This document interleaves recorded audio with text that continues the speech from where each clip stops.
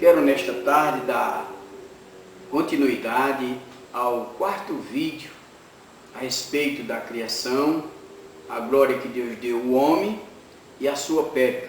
Então, nesse quarto vídeo eu vou falar um pouco sobre a perca que o homem teve, perdeu aquela glória que tinha. Enfim, nós vamos falar neste quarto vídeo sobre a perca e no quinto, se Deus assim nos permitir, falaremos sobre a restauração de Deus na vida do homem.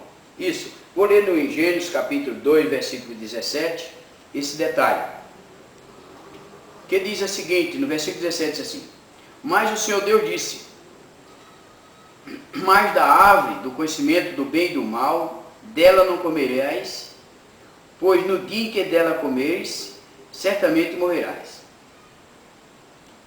No capítulo 3 de Gênesis, versículo 1 a seguir, diz o seguinte: ora, a serpente era a mais astuta de todos os animais do campo que o Senhor Deus havia te criado. Esta disse à mulher: assim disse Deus, não comerei do fruto da árvore do jardim? Respondeu a mulher, a serpente: dos frutos da árvore do jardim podemos comer, mas o fruto da árvore que está no meio do jardim, disse Deus, não comerei, dele não, nem nele tocareis, porque no dia que comeres, então morrerás. Disse a serpente: não, é certo que não morre, porque no dia que comer dessa árvore, abre-se os vossos olhos e ficais sábio igualmente Deus.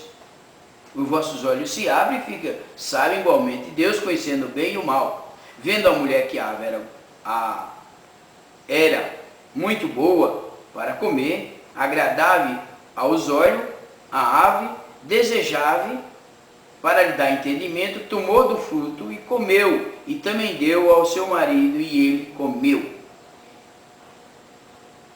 E ambos abriram os olhos e perceberam que estavam nus. Então, ouvindo a voz do Senhor, Deus que, na virada da tarde, se aproximava do jardim, e eles se esconderam, o homem e a mulher se esconderam da presença do seu Deus, entre as árvores do jardim, e chamou o Senhor Deus o homem, e lhe perguntou: onde estás? Ele respondeu: ouvi a sua voz no jardim e tive medo, e me escondi. Perguntou Deus: quem te fez saber que estava nu? Comeste da árvore que eu te proibi que não comeste? E disse o homem: a mulher que me deste por companheira me deu do fruto da árvore e eu comi. Então disse o Senhor Deus à mulher: por que fizeste isso? A mulher respondeu: a serpente me enganou e eu comi. Disse Deus à serpente: por que fizeste isto? Maldita é entre todos os animais domésticos, entre todos os animais do campo, e sobre o teu ventre rastejarás, e o pó comerás todo dia da tua vida. E a mulher, porém inimizade entre ti e a mulher e a sua descendência, e tu ferirás a cabeça, e ela te ferirá o calcanhar. E a mulher disse: multiplicarei grandemente a tua geração, e por meio de dor darás à luz filho, e o teu desejo será para o teu marido, e ele dominará sobre vós. E disse para o homem: porque deste ouvido a tua mulher e comeste da árvore que eu te ordenei que não comeste, por tua causa a terra será maldita. Ela te produzirá fadiga, e dela todo dia da tua vida comerás, e ela produzirá para ti espinhos e abrolhos, e comerás a erva do campo, e no suor do teu rosto comerás o teu pão, até que tu te torne ao pó, a terra, porque dela fosse tomado. Muito obrigado. Então, meus amados, nesse texto que acabei de ler, aqui fala da perca do homem. O maior erro da humanidade em si é dar sequência ao erro. E nós sabemos que o mundo em si até culpa o primeiro homem por ter pecado. Mas, falando da Bíblia, na palavra de Deus, se os homens obedecessem à voz de Deus, o sistema 1 não mudaria, voltaria ao sistema que era. Porque Deus não mudou, Deus é o mesmo, ontem, hoje e eternamente. Então, o que é que nos faz errar? O que nos faz errar é que demos sequência aos erros dos nossos antepassados. Nós vivemos uma história contada pelos historiadores, nós estamos nessa geração presente, vivendo um passado de toda geração e damos sequência. Porque quando Deus disse ao homem que não pecasse, porque ele mudaria o sistema, então o homem pecou e mudou o sistema do universo. Tudo foi alterado. Por causa do homem, a terra se tornou maldita. E quem é que continua fazendo a terra maldita? Não somos nós os homens? Destruindo, polui a água, polui o espaço, polui tudo, destrói tudo, cada um só pensa em si.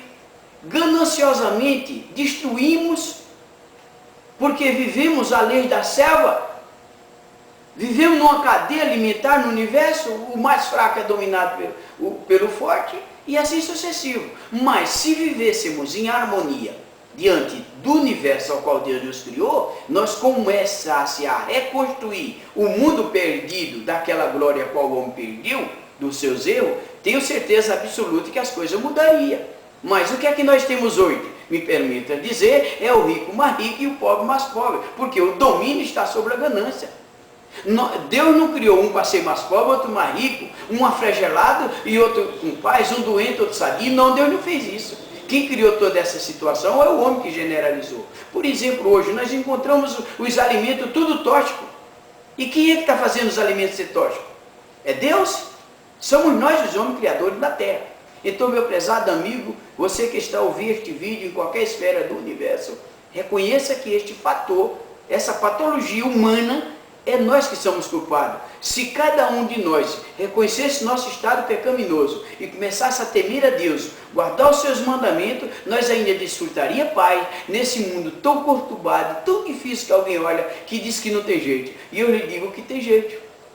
É somente os homens, o poder, os administrativos do universo, os homens todos em si unissem as forças e nós seríamos paz. Porque a terra continua produzindo. Se Deus quisesse que o mundo vivesse em uma catástrofe de fome e de miséria, plantava não nascia, o rio não tinha peixe, as plantas não produziam, e tudo isso produz. E quem está dominando esse espaço? É o homem.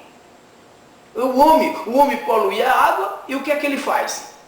Ele, para ganhar dinheiro, ele faz um poço na sua propriedade, cava um poço, põe as máquinas, põe o peixe, o cara pescar, para faturar dinheiro para ele, enricar ele e o miserável ser pobre. Escravizar. Enquanto que a água deveria não ser poluída. Por quê? Não tem preparo para despoluir a água para poder soltar no rio? Sim, se não tivesse, eu poderia estar falando uma besteira. Mas por que não despoluir a água antes de soltar no rio para não ficar poluído, acabando com tudo?